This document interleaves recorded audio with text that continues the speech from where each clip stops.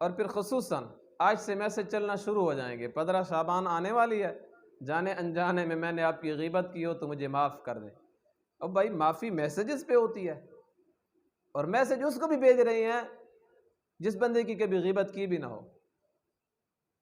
یہ رسمی معافیاں ہیں، یہ رسمی معافی ہیں، یہ معافی کا طریقہ نہیں ہے۔ جس بندے سے معافی مانگنی ہے اس کے پاس بندہ چل کر جاتا ہے۔ ایک بندے سے آپ لڑائی کرنے اور لڑائی کرنے کے بعد کسی کو گالیاں دے دیں، گالیاں دینے کے بعد اس کو میسج کریں یار مجھے معاف کر دو، یہ معافی کا طریقہ ہے؟ یہ کون سا طریقہ ہے معافی کا؟